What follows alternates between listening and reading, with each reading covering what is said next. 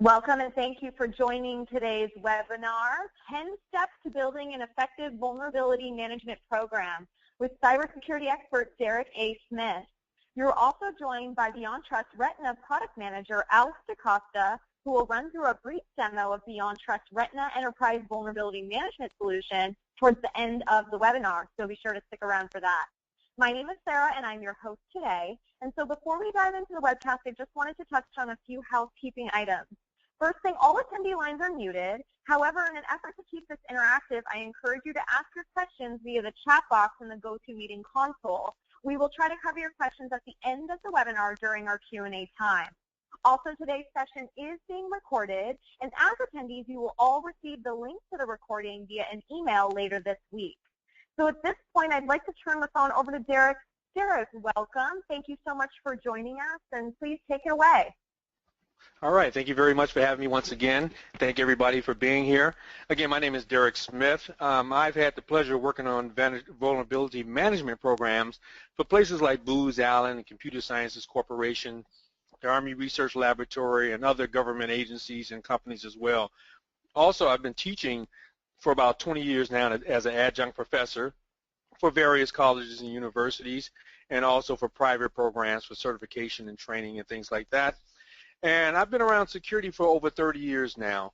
I've done physical security. I've been a federal agent for various law enforcement agencies for over 18 years. And of course, as a civilian, I do security, IT security. I run a security program for a large company right now. I'm also a fellow at Excelsior College and an adjunct professor there, and at University of Maryland, Baltimore College as well. So I've been around this stuff for a while, and I want to kind of share some of the best practices and the things I've learned in order to get you to where you're trying to be. Next slide. So we're going to talk about the problem here. We're going to start off looking at what the problem is when it comes to vulnerability management programs and how companies are dealing with that particular problem. Next slide. So first, there are major issues, and companies are basically feeling the pain here. Here's what they have. Number one, they have to figure out how they can isolate the problem. Companies have to figure out what causes the actual damage. As you see here, I have 95% of breaches target known vulnerabilities. So if we know that, how come it's so hard for us to deal with these problems, deal with these situations? We have to know what's causing that damage, and then, of course, the problem shouldn't be any surprise to us. Number two problem we have, or thing we have to deal with, is how do we stop the damage? How do we prevent it from happening? What's our options?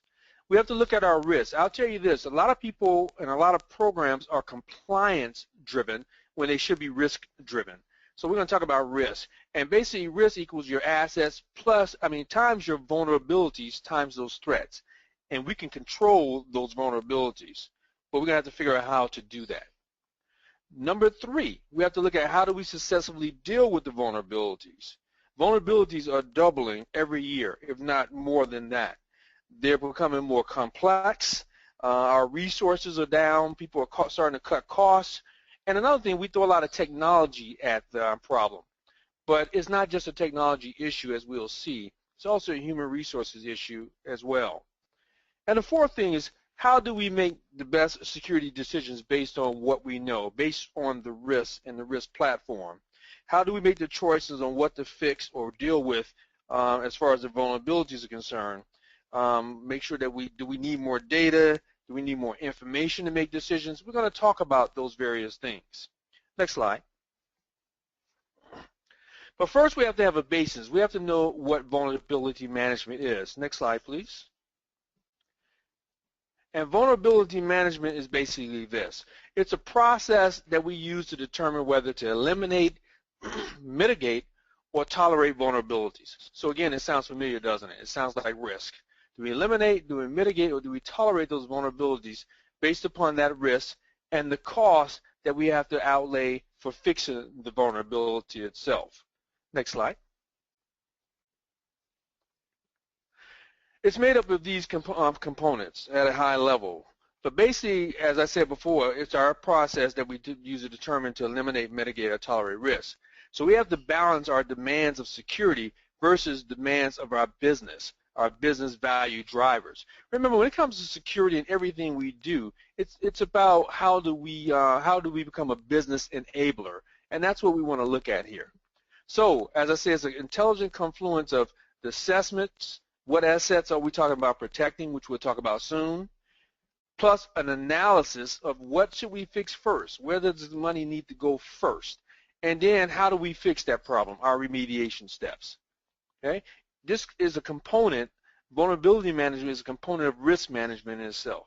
And again, we want to balance those demands of the goals and the business processes. Next slide. And next slide. So what we have to do now is that we have to look at the challenges that we have for vulnerability management. And there are a few, and I'm going to get to the slides in just a second, but we all know that for all of us on this webinar and for everyone or every organization in general, that information is a valuable asset, and it's our job as security professionals to secure it, and that's a challenge. So as the value of this information increases, so does the attractiveness of that information to the bad guys, to the criminals, to the attackers that start to get into our systems. But unlike our other valuable assets like cash and things like that, information is not secured in a large safe somewhere. We can just lock it away and we can know that we're safe. And it's not easy to protect it. So instead, we have to look at where it is, and we know the information is spread across many different areas, many different systems, many networks, many devices. Heck, it might even be in our partners' hands. We have to understand and wonder what our partners are doing with it. Or nowadays, it may be in the cloud. And how do we mitigate the issues dealing with the cloud, especially if we have a private cloud? Now we look at our adversaries, and they're attempting to steal our information range. Their attempts at stealing it range from things like traditional hacking techniques, where they look to compromise our system, to online activists looking to promote their causes, to criminals trying to monetize the data and systems that we have in our organization. So those tools and techniques that they employ range in a variety of different types of sophistication. They rely on the weaknesses or those vulnerabilities that we're speaking about today that they find in our systems, like missing patches, poor password, poor processes that we have in place, bad system configuration and things like that. So given the change and given the rate of change that we deal with in our organizations on a daily basis, and the range of different types of software that we deploy and hardware and everything else, the odds are heavy in the favor of the bad guys actually finding our vulnerabilities. I always said this throughout my years in law enforcement. We're always reactive, and they have plenty of time to be proactive. So the traditional approach that most of us take, like vulnerability scanning, to scan systems for the application weakness, systems and applications for weaknesses and things like that, don't always work. We have to have some other things that we can do. Okay? Especially when we look at the intervals and when people do this. Sometimes it's quarterly, sometimes it's monthly, and you do all these scans. I used to have my team do these scans at the Army Research Lab. We get so much data, and then when do you have the time to actually go through this data? When do you have the time to actually look at it and understand what's happening? And another problem I have is that a lot of my technicians, a lot of my analysts didn't understand what they were seeing. They just run a Nessus scan and say, okay, or whatever scan it may be, okay, here's the raw data. I'm like, no, you have to go back. You have to interpret that data based on the person's systems, and then you have to make some sense out of that data. So we're going to go through and we're going to do that. Now, a challenge I have on the slide is assessment, as I was just saying. I was saying that the traditional scanners cannot handle large networks, or well, I'll say, well, I didn't say they can't handle large networks, but they can't. They give you a large bunch of information. But also, they can't handle large networks. They produce volumes of useless checks that sometimes we don't interpret it and we don't know how to use them and what they're good for. I mean, they may not be good for anything. Garbage in, garbage out is what I call it. Okay? They're time-consuming. As I said before, they're resource-intensive. They have to put a lot of people on it, and they have to spend a lot of time, if they have the time, looking at it. And then, of course, finding the problem itself is only half the battle. Next slide. Another challenge we have is analysis. As I told you before, some of my people didn't understand what they were seeing. So manual and resource-intensive process to determine what we need to fix, if we even should fix it, and when we should fix it. When do we throw money at it? There's no correlation between the vulnerabilities and the threats and assets. We run a scan, we get these things, but where's the business process? Where's the business correlation between these things? No way to prioritize what vulnerabilities should be addressed and in what order. The data is stale sometimes. We're making decisions on last quarter's vulnerabilities because we just got around to taking the time to look at it. And what I see in many, many organizations is no credible metrics. We have metrics in place sometimes, counting how many this and how many that, but do they really make any sense? How do we correlate those metrics and make those metrics make sense? Next slide. And then we have to have the challenge of remediation. So security resources are often decentralized. Security organization often doesn't own the network or system. Even if we own the network, it says, well, we say this. We know that most of the time in security we don't own the system. And it's difficult oftentimes to work with other people in order to try to make things happen in your system. And then, you know, they have to shut things down. They have to put it into their maintenance schedule. They have to go to change control boards. All these things have to happen if they can happen. And then they see us oftentimes as security as a nuisance to them. Multiple groups may own the assets, as I spoke about. We have to coordinate our efforts. And presenting useful, meaningful information to relevant stakeholders. We have to get buy-in from the stakeholders to make them understand the concerns, the security concerns that we have, and the fixes or the remediation that has to take place. And then we have to go back and make sure they actually did it. Did they actually make the fix that we recommended? And again, remember, a lot of times we're just recommending. Now, some of them will be mandatory. We can make them mandatory depending on your organization, but oftentimes, you know, it's not. Okay, it's just a recommendation. Next slide, please. And another factor is time. I just put this up there to show the time, because we have a vulnerability that's discovered, you know, and then we have to have time to fix it. You know, have to have time to find it. You have to hear that some vulnerabilities have been on systems for many, many months or many, many years, especially a lot of them that's coming up recently. So what's the time factor involved? Next slide. Before I move on, you have to identify several key weaknesses in your vulnerability management system. Now, I'm going to get to that before I move into the vulnerability management lifecycle. But there are a number of areas that expose systems to harm, and these areas are things like your software. You know, all software, as we know it, have inherent bugs in them. So some of these bugs may never be discovered at all, and the software may continue to function perfectly. But sometimes there are going to be bugs that's going to cause problems for your system. So we have to figure out what these bugs are, because they can lead to security weaknesses. We have implementation and configuration concerns. We have change control concerns. If we change something based on our vulnerability scan, it's going to bring down our system.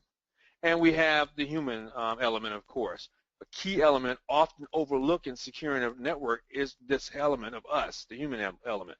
Most people simply see the computers, the applications, the network they use as tools to help them do their job. However, if they're not properly trained, as I was telling my analysts were not in some cases, to do their job, then we have a problem. Okay? They could actually expose our systems to more security threats by trying to go in and do something that they're not qualified to do. Okay? So next slide. Let's look at our vulnerability management lifecycle. And it has the 9 pieces. And I'm not going to cover all the pieces today in the time that we have. However, we have our policies. Everything we do should be driven by our policies. And we have to make sure those things are established. I work in IT governance now, and my job is to establish these policies and then make sure people have the training to do what it is they're supposed to do. We have to have them in place. I'm going to talk about this more in a few minutes, but we have to know what it is that we're trying to protect. We have to have an inventory. We have to discover all the assets across the network, know what we're dealing with, and then we can put the right vulnerability management solution in place. We have to prioritize, as I said, what do we fix first? We do this by assigning business value to the assets, and then we know what we can put in place. Okay? Next, we look at our vulnerabilities. We determine our vulnerabilities and our assets through our inventory, of course. We look at our threats. We view our potential threats, and we weigh those threats as to what will they really have an effect on us. We look at our risk level. We look at remediation. How do we proactively fix those vulnerabilities before we actually have a problem? We look at our metrics, how we're going to measure impact. And remember, measurement and metrics is 2 different things. Measurement is just that, taking measurements, getting numbers. We have metrics when we take a variety of measures together and actually do something with those measures, actually look at a trend and see what it is that's happening. Then we have true metrics. And then, of course, we have our compliance issues. Next slide, please. So now, in order to deal with these challenges that I just described to you, what I'm going to do is I'm going to give you a 10-step approach that you can use to implement an effective vulnerability management program in your organization. So hopefully today you will take at least something away with you that you can use. Step one is identify all the assets. I told you you can't do anything before you identify the assets. So first, to ensure that that you can proactively detect, remember I said proactively detect and respond to security threats, you need to implement a comprehensive vulnerability management program that's integrated with other disciplines within your organization. We'll get into that a little as we go on.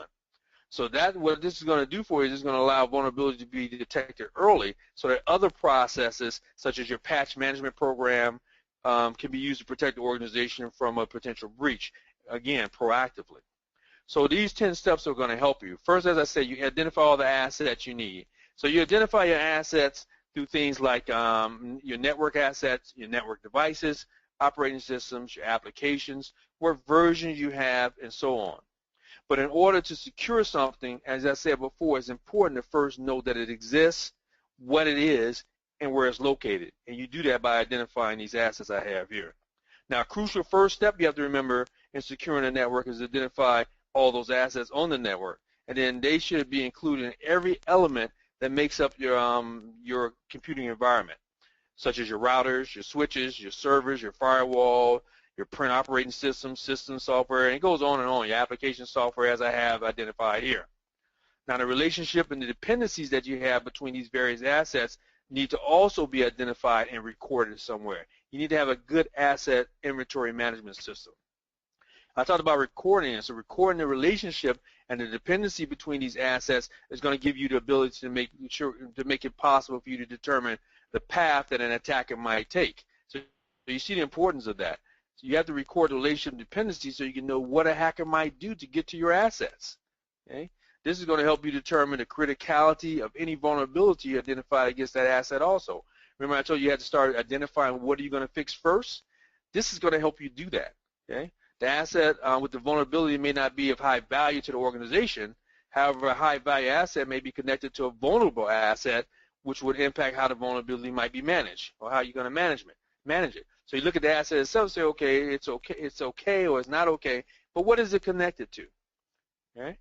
Identifying and also recording your assets as they connect or disconnect to the network is also key to ensuring a consistent view of all your vulnerabilities that you have. Okay? So those are some of the things I want you to look at on this particular incident. Next slide, please. Also, you have to prioritize, as I told you before. So you want to prioritize those things based on the network-based discovery I have here. What are your known and unknown devices?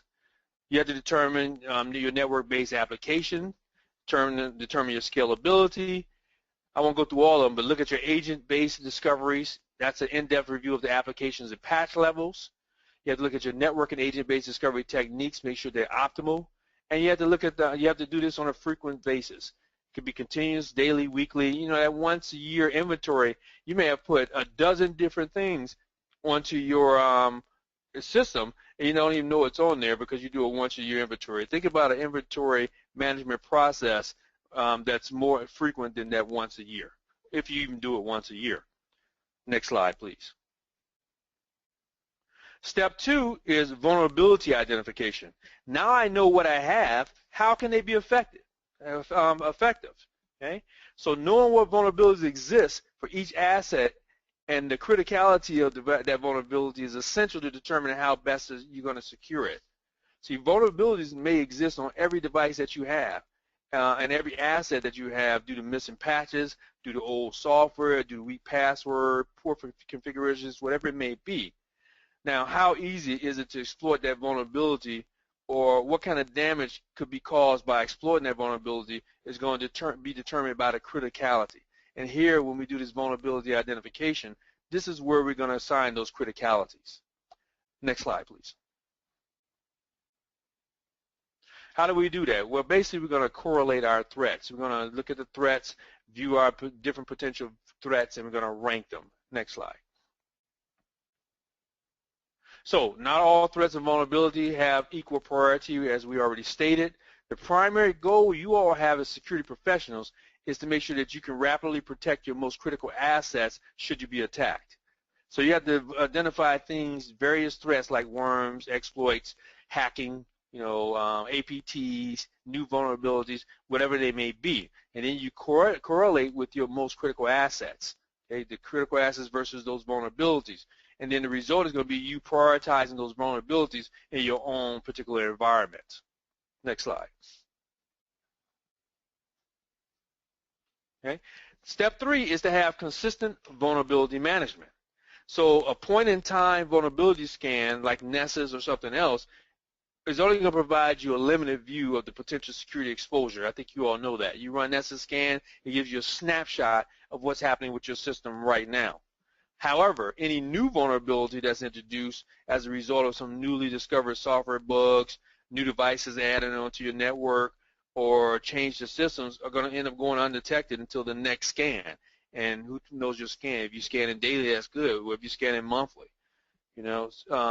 So what's going to happen there? It's going to leave those systems at risk until you discover what those new vulnerabilities are.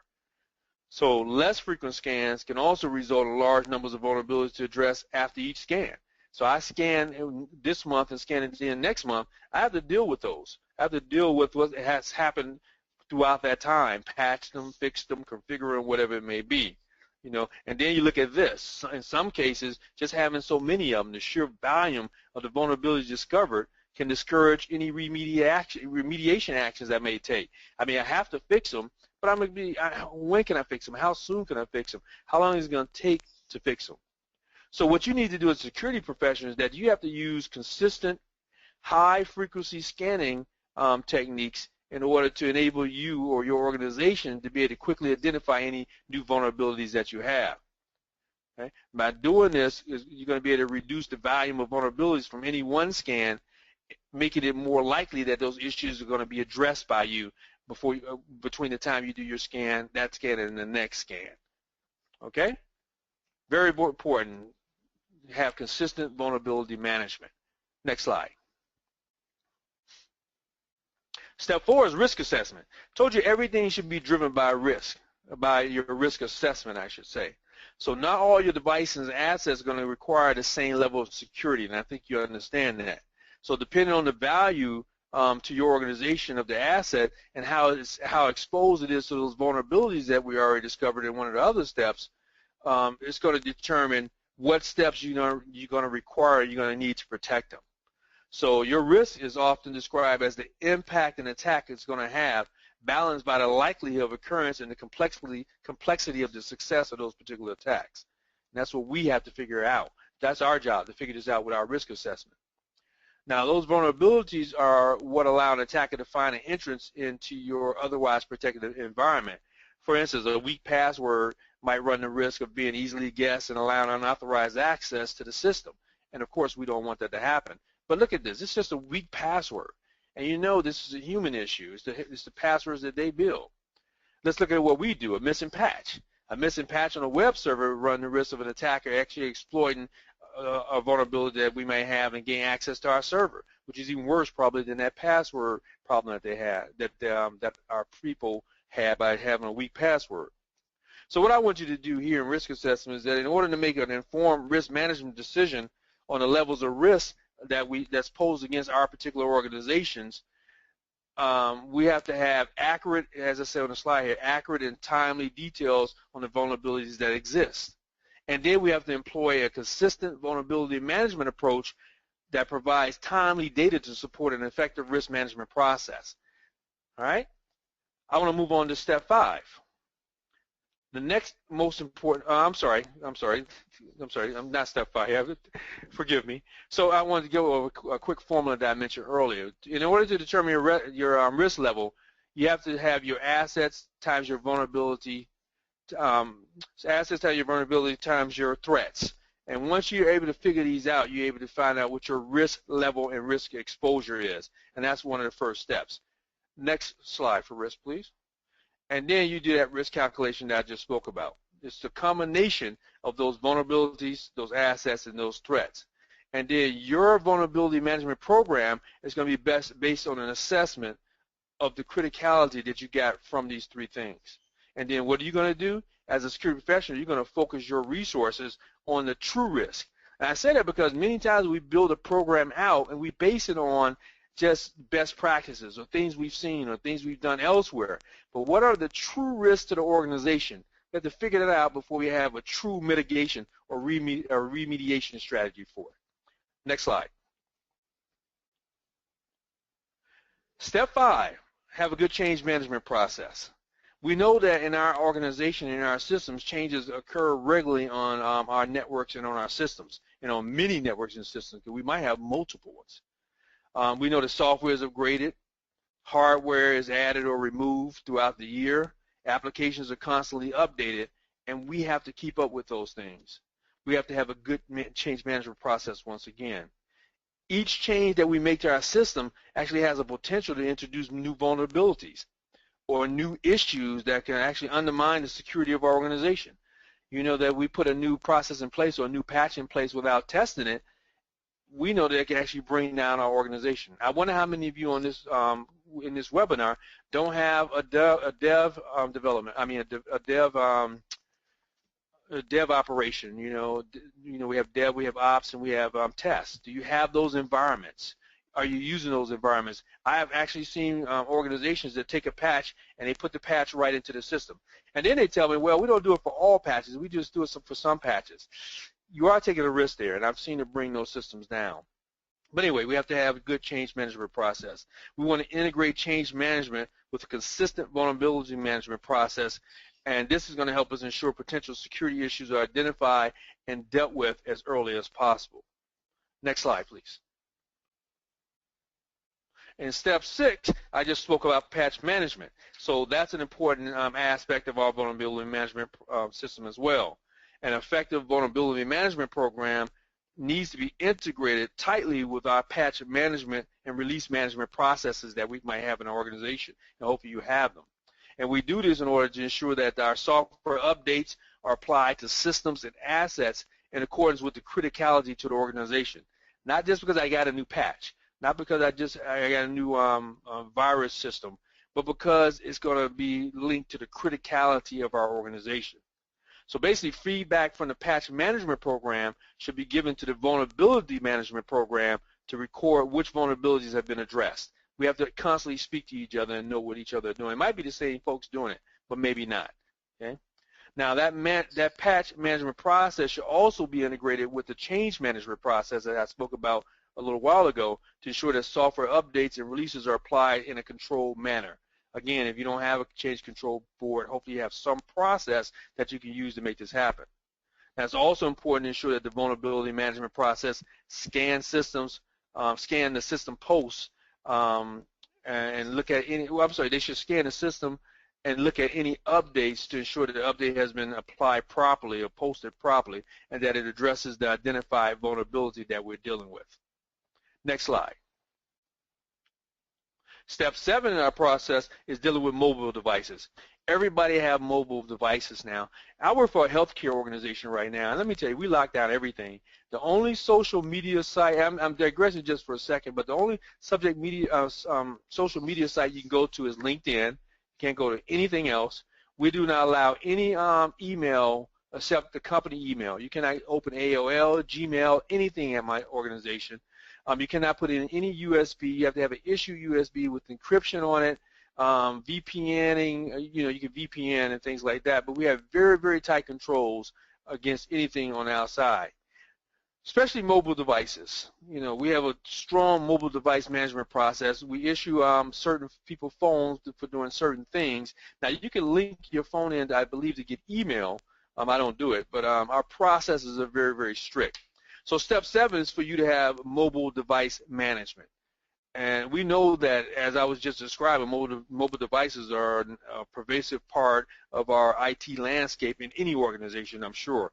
You know, and what happens with this? It brings its own unique security and management risks and challenges for our organization. You know, now One of the problems is that mobile devices evade traditional vulnerability and compliance management methods, and mixed ownership and control models that we have in place. Do we have corporate-owned devices, versus bring your own device? And what does this do? What it does for us is it actually creates policy gaps in our policy as to how we should actually deal with those things. How does it help us deal with a situation if your own BYOD device has been compromised in some way and now it's compromising our assets at work? So what we need to do is we need to integrate mobile device management systems or deploying technologies such as agents and things like that we use. We have to integrate these things in order to enable organizations to add mobile devices to the assets identified and then manage them as part of our vulnerability management system or our vulnerability management program. How do we bring these things together to make them work synergistically, basically? Step 8, next slide. So in step 8, we have mitigation management. So an element often overlooked when people have an effective vulnerability management program, well, I'll say it's not effective until you look at this, but it's often overlooked as part of your program is how to manage vulnerabilities in the event no software update or fix is there to address the vulnerability problem. So what do? There's no patch yet. There's no updates. There's no fix. What do we do? Right? Now, there's always going to be a period of time from when a vulnerability is discovered, as I just said, until a permanent fix to address it is available from the vendor. We know that. Patches don't come, well, patches do come out every day, but it might not be the one we need. So as a result of this, our organization assets might be exposed to compromise until that fix is actually available. So an effective vulnerability management program is going to identify some alternative or workaround ways to manage the exposure, such as changing the firewall rules or increasing the log monitoring or updating our IDS attack signatures or whatever you have in place that can think of based on the problem until the vendor actually provides a fix for the problem. So how do we do that? We have to have that mitigation strategy or mitigation management strategy in place, working hand in hand with our vulnerability management strategy. Next slide. For doing this, as I said, we have to be able to proactively fix our vulnerabilities through our mitigation, remediation principles that we spoke about before. Next slide. Some of the ways to do this is, well, first of all, as I have here, perfection is unrealistic when it comes to zero-day vulnerabilities. It says think about credit card fraud. Will banks ever eliminate credit card fraud? Probably not. Will we ever eliminate problems to our security systems? Probably not, and that's a good thing because it keeps all of us gainfully employed. We only have limited resources in order to address our issues. We are so busy in my organization that there's no downtime almost, and we're doubling our forces right now. So the question becomes do I address this particular problem or not? And remember, again, that's based on your criticality. So you have to factor in the business impact costs. How's it going to impact my business? Plus the remediation costs to fix this thing. It says if the risk outweighs the cost, we're going to eliminate or mitigate the vulnerability. That's what we have to do. If the risk outweighs the cost, we got to fix it. If it doesn't, we might put that on the back burner for just a while. Next slide. We want to apply the Pareto principle. Remember the 80-20 rule? Focus on the vital few things that really is critical to our organization and not those trivial things right away. As I have here, 80% of your risk can be eliminated by addressing 20% of the issues. The risk union will show you the way. The right assets, having the right mitigation strategy at the right time. Next slide. Do we patch or do we mitigate? We have to figure it out. Do we patch or do we mitigate? Again, it's based on the impact of availability from a bad patch versus the risk of not patching. Or is the patch on time? Is the patch going to break something and cause some other damages? Then we might have to wait. At TSA, we used to wait 3 iterations of patches before we made our changes because they had to go through our tests, our dev, and our other environments. At TSA, this was for the watch list, and it could never go down. It had to be up 24/7 or else something bad could happen on a plane. So we had to wait. But what was the risk there? Our risk was that now we're 3 patches behind. So we had to have a workaround or a mitigation strategy for that. Okay? Next slide. Step 9 is have incident response in place. So incident response, the security of your organization's systems is only going to be as effective as how you respond to actual security breach should it occur. And the rapid response to a security incident can greatly either reduce, well, not great either, it's going to reduce the impact of the incident that happens in the organization. So many organizations view incident response as a function that should only be used in the event of a security breach. But if you want to be up to speed, if you want to be modern, the modern threat landscape requires a more proactive approach to responding to known and potential incidents. I keep saying that word proactive. We do the same thing when I was a federal agent. We need to be proactive when it came to crime and not just react when a crime had occurred. So while the discovery of critical vulnerability does not automatically mean a security breach has occurred, ensuring that the incident response process is alerted to the issue can provide a number of different benefits for you. And first of all, it enables you or maybe not you, because you might not be the person who does incident response, but your incident response people would be better prepared in the event an incident happens by being proactive. And it also allows them to make sure that they have the appropriate tools and security monitoring in place in order to respond appropriately when something happens. If you guys recall, the breach that just happened with OPM was discovered because they were hacked last April of last year, and they put some mitigation strategies in place this year that allowed them to proactively see what was happening on their network. Now, still had been on there a few months, but they would not have even been able to see it had they not changed it from the breach last year. Right? And step number 10 is automation. So the final key to you having a successful vulnerability management program is some type of automation. Now, I'm one of those people that say you can't throw technology and tools at a problem, but when it comes to vulnerability management and other type of security security techniques that you use to watch your system, automation is not a bad thing coupled with the human element. So security solutions are often viewed as a means to stop or prevent a security breach. However, in reality, this is often not the case. Depending on who or what the attacking system is, the various security solutions may be simply a speed bump that we have, or merely a delaying technique we use for the attacker from reaching their goal. So therefore, what's key? Step number 2 I have here is key. Time is of the utmost importance in detecting, assessing, and remediating any vulnerability that you may have.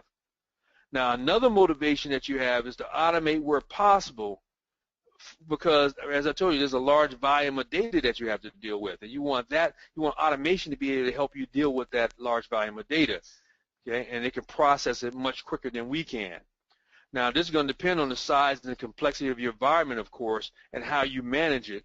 But many large networks constantly have devices being added, changed, and removed constantly. So having some type of automation process is going to help you. Basically, the manual processing that we do of large amounts of data is going to be extremely time-consuming, number one. And if you look at the people that you have, it's probably going to be prone to some type of error.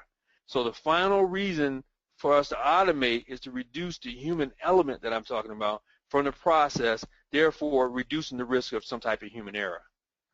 All right? So it's important to have automation. I think you're going to get a demonstration on that as we go. Next slide, please. So in summary, we talk about the volatility of our threat landscape today and the growing complexity that we have with the computer systems and networks that we have within our organizations. And then we take this and we couple this with the speed of change that we go to every single day. And what this means is that an effective vulnerability management system is a critical element for us to be able to secure networks and systems and application and data and phones and everything else we have.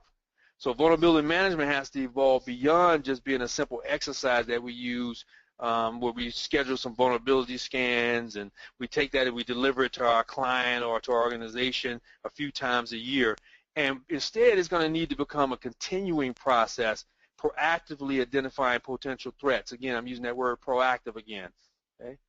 And then equally important is ensuring that the vulnerability management process is integrated tightly with those other processes that I mentioned earlier, patch management, inventory management, and all those processes in order to complement and enhance each of those different management systems capabilities. So in particular, the ability to detect new assets on the network and to quickly scan them for vulnerability threats is number one critical. It's the most critical. And then due to the volume of data to be processed, automating the different processes and their interdependencies that they have is going to be vital to maintain our security posture for our organization. As I have on the slide here, the hardest step in a 1,000-mile journey is that first step. You have to start somewhere. And these 10 things that I gave you today is a good baseline, a good place for you to start, so you can be able to strategically manage your vulnerabilities in a comprehensive and cohesive and synergistic process with the other management tools that you have in place. Thank you all very much, and with that, I'm going to turn it back over to Sarah for a moment.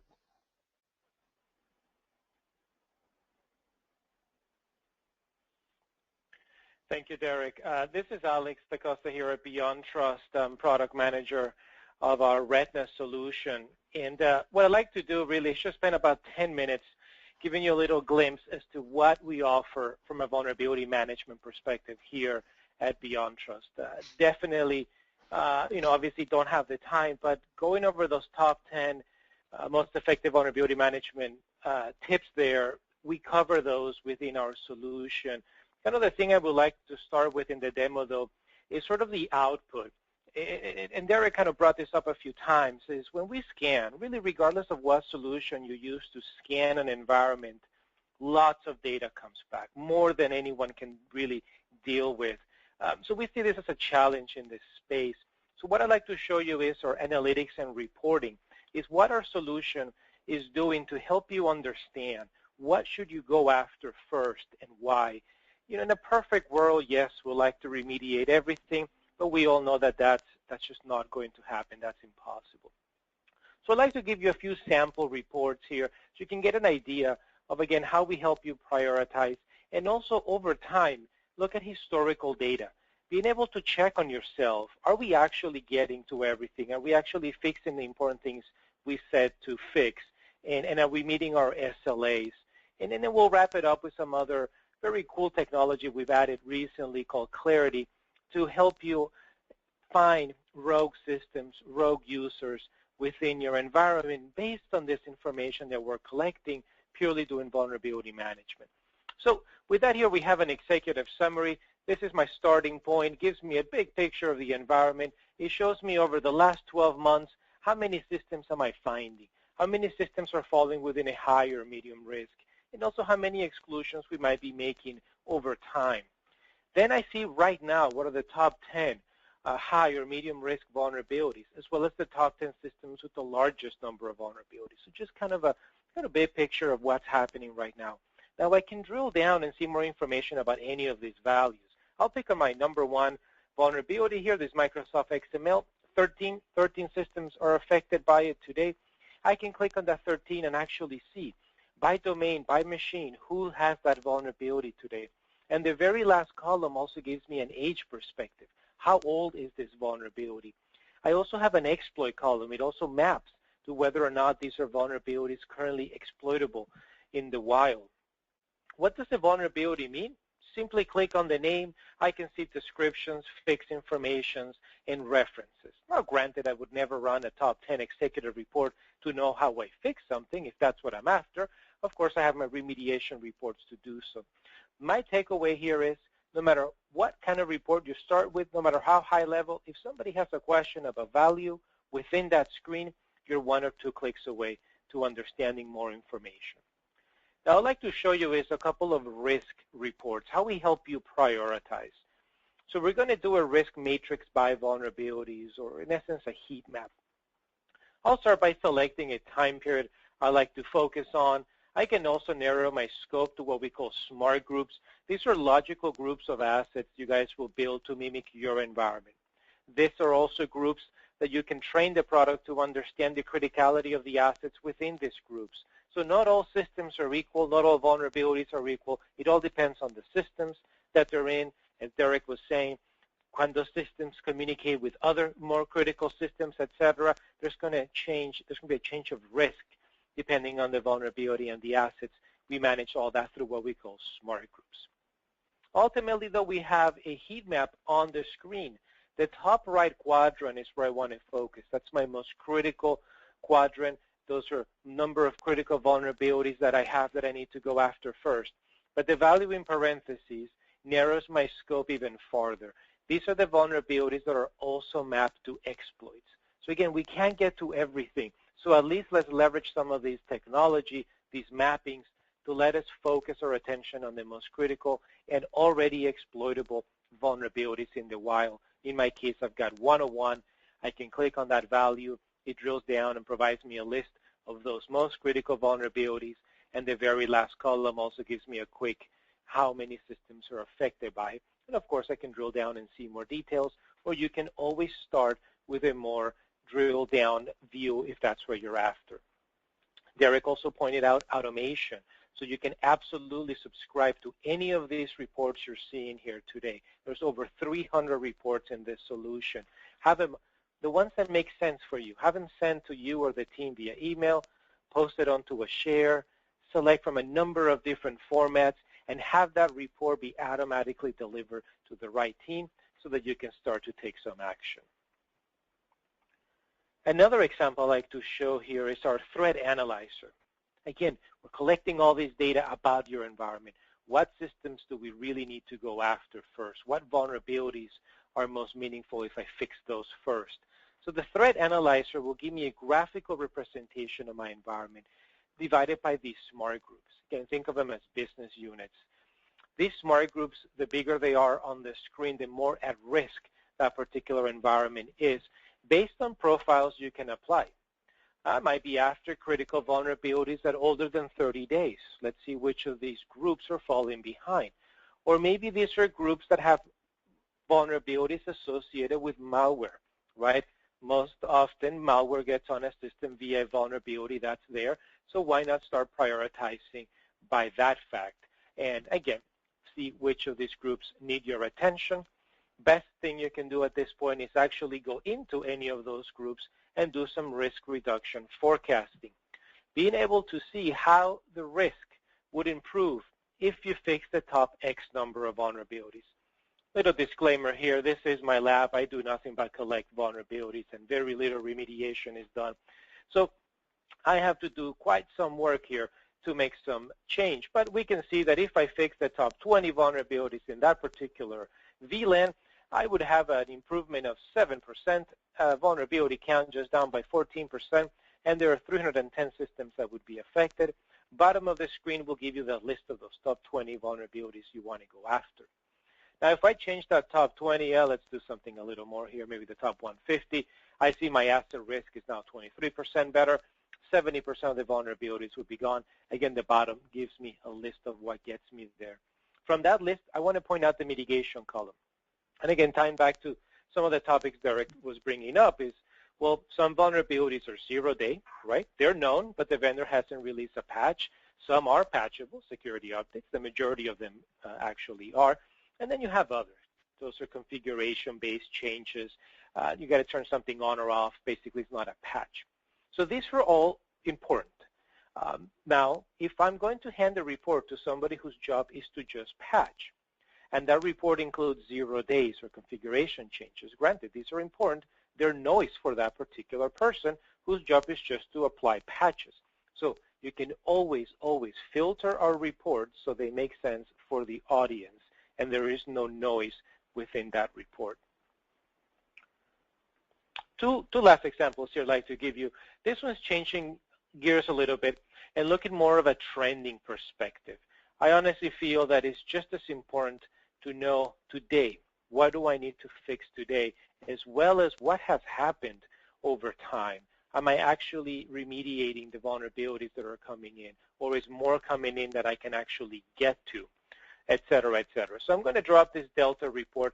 You'll notice as I'm talking, there's quite a few different variables that I can set.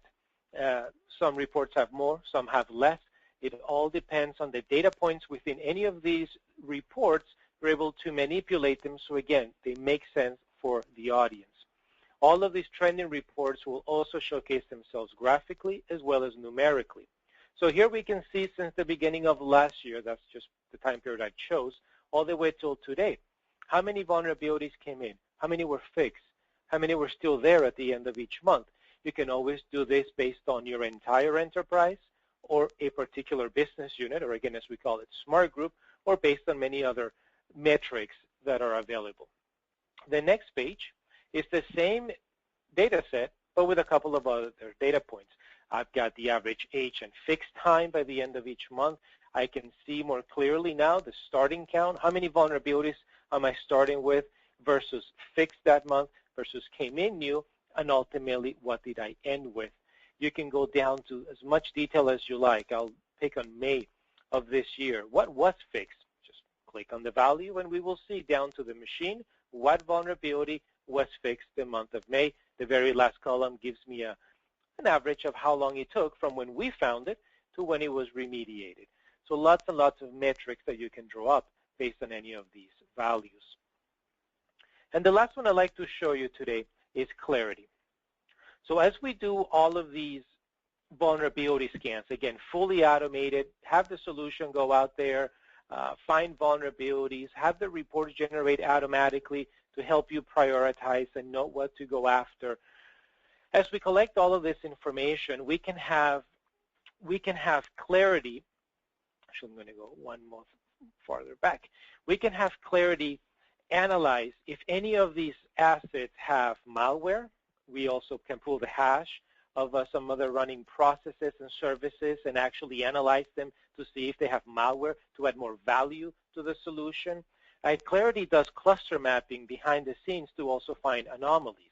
So as you scan an environment, let's just take here our sales department. All the sales folks here at BeyondTrust, they have the same laptop with the same operating system, with the same applications installed.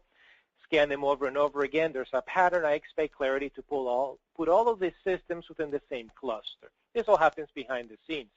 Now, what happens if one of those machines get compromised or the user starts to deviate from their normal operations? We're going to pick that up. Clarity is going to call out some of my cluster movements, which systems seem to jump around from cluster to cluster, which is a clear indicator that they might be compromised. Or again, do they have any malware associated with it? And also, as you see on this graph on the right-hand side, we can see other values from our other solutions that we have, from our list privilege solution, from our password safe solution.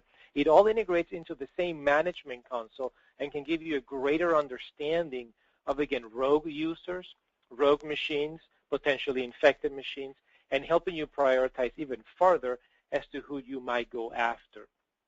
And as I go into a particular machine, based on vulnerability data, we're looking at outliers. So this particular machine currently being called out by Clarity shows this column of outliers. These are high-risk vulnerabilities. We don't see them anywhere else in my lab. How come? There's usually patterns. How come only this box has these vulnerabilities? What's the user doing different there that we don't see anywhere else? So again, just helping you prioritize and be ahead of the curve and understand what you need to go after. So I will pause there and throw it back to Sarah for the poll. Fantastic. Thank you so much, Alex. Hey, guys, real quick, just based on what Alex showed you from this demo, would you like to receive a free trial of Retina? If you select yes, somebody will be in contact with you with license details so you can get up and running in your environment and play around with it.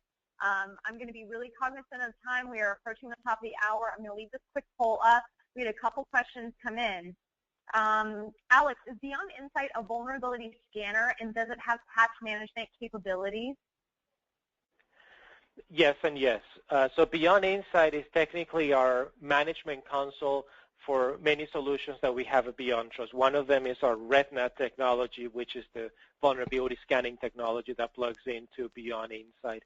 Beyond Insight also offers a patch management module, which integrates behind the scenes. It integrates with Microsoft WSUS or SCCM, and it basically allows you to leverage that technology and enhances it to do third-party patching as well.